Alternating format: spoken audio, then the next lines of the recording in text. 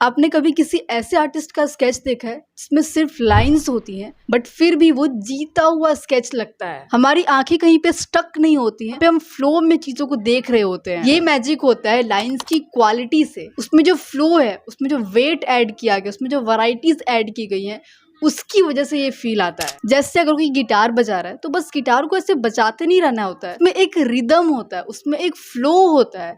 Same तरीके से जब हम स्केच करते हैं, जब हम एक लाइन को बनाते हैं, उस लाइन को नॉर्मली हम ऐसे बनाते नहीं है, उसमें एक हम फ्लो ऐड करते हैं, उसमें हम एक रिदम ऐड करते हैं। अब इस पे 2 कंप्लीट लेसन्स मैंने ऑलरेडी अपलोड कर रखे हैं, उसको आप देखेंगे तो आपको क्लियर हो जाएगा। बट आज के इस लेसन में हम बात करने वाले हैं लाइन्स के बारे में कि एक लाइन में क्या क्या चीजें इंपॉर्टेंट होती हैं। जब हम कहते हैं लाइंस क्वालिटी, तो उसमें क्या क्या क्वालिटीज होनी चाहिए। लाइंस क्वालिटी का मतलब है कि लाइन थिक है या थिन है, सॉफ्ट है या बोल्ड है, स्मूथ है या ब्रोकन है। एक अच्छी ड्राइंग में, एक अच्छे स्केच में सेम तरह की लाइंस नहीं होती हैं, उसमें बहुत सारी लाइंस की वैरायटीज को ऐड किया जाता है। कभी लाइन सिंपल सी होती है, कभी वो डार्क से स्टार्ट होती है, लाइट पे आके खत्म होती है, कभी वो लाइट से स्टार्ट होती है, डार्क पे आके खत्म होती है, कभी वो दोनों साइड से लाइट होती है, बीच में डार्क होती हैं। डिफरेंट डिफरेंट तरह की लाइंस हम उसमें ऐड करते हैं। तो आज के इस लेसन में हम इसको ब्रेक डाउन करने वाले हैं 3 पार्ट्स में कि एक लाइन अगर आप बना रहे हैं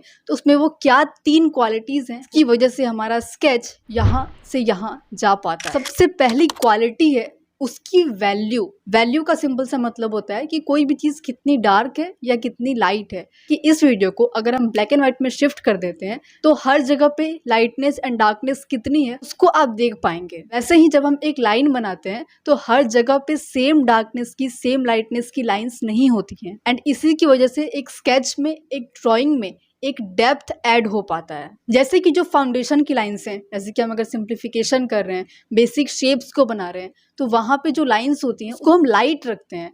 जैसे ही हम आगे की तरफ बढ़ते चले जाते हैं, लाइंस को लेकर के हम श्योर होते हैं कि ये लाइन सही है, तब उसको हम हल्का हल्का सा डार्क करते हैं। किसी किसी वर्क्स में अपने लाइंस की जो वैल्यू है उसको लाइट रखते हैं, कहीं कहीं पे उसको मिड वैल्यू की रखते हैं, हल्का सा डार्क, कहीं कहीं पे उसको हम ज़्यादा डार्क रखते हैं। उसके पीछे भी रीजंस होते हैं, उसको ध्यान में रखते हुए उसमें हम वैल्यू को ऐड करते हैं। सेकेंड पॉइंट है उसका एज। अब ये एक ऐसी चीज़ है जिसके बारे में बहुत कम लोग जानते हैं और बहुत कम लोग इसके ऊपर बात करते हैं, और उसमें से भी बहुत कम लोग हैं जो इसके ऊपर वाकई में काम करते हैं। जब भी हम कोई ड्राइंग बनाते हैं, जब भी हम कोई स्केच बनाते हैं, वहाँ पे लाइन का एज कैसा है वो बहुत मैटर करता है। एक पेंसिल का यूज करके हम अलग अलग एजेस की लाइंस को बना सकते हैं। जब हम पेंसिल की टिप का यूज करते हैं तब जो लाइन होती है शार्प बनती है, लेकिन जैसे हम इसकी साइड का यूज करते हैं तो हम ब्लर लाइंस को क्रिएट कर पाते हैं। इसमें एंगल्स को और चेंज कर करके हम डिफरेंट डिफरेंट एजेस की लाइंस को बनाते हैं, जिसका यूज अलग अलग जगहों पे होता है। जैसे हम जो बेसिक शेप्स बनाते हैं किसी भी ड्राइंग के पहले, किसी भी स्केच के पहले, उसके एजेस बहुत ब्लर होते हैं, उस पे फोकस किसी का नहीं जा पाता है। एंड एक स्केच में, एक ड्राइंग में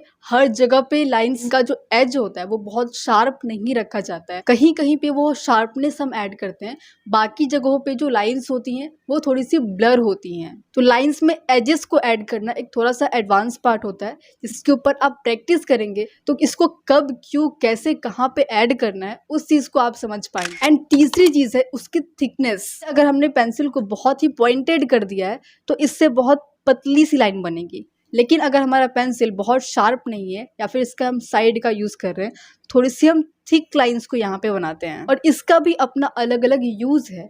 हर जगह पे हम एकदम थिन लाइंस या फिर हर जगह पे हम थोड़ी सी थिक लाइंस का यूज नहीं करते हैं। एंड जब आप इसकी अच्छे से प्रैक्टिस करेंगे तब आपको समझ आएगा कि इसका यूज क्या है और इसको किस तरीके से कहाँ पे आप यूज कर सकते हैं। तो एक सिंपल सी लाइन में ये 3 इंपॉर्टेंट चीजें होती है, जिसकी वजह से कोई पहचान पाता है कि ये एक बिगिनर का स्केच है और ये एक अच्छे आर्टिस्ट का स्केच है। और इनके अलावा लाइंस का जो रिदम है उसके ऊपर काम करना भी इम्पोर्टेंट है। जैसे कोई भी लाइन आप बनाते हैं तो उसको ऐसा नहीं है कि स्टार्ट किया और एंड किया, इस तरीके से हर जगह पे लाइंस नहीं बनती हैं। जैसे हम फैन को ऑन करते हैं तो वो एक स्लो स्पीड से स्टार्ट होता है और जब हम उसको बंद करते हैं तो भी वो स्लो स्पीड के साथ बंद होता है।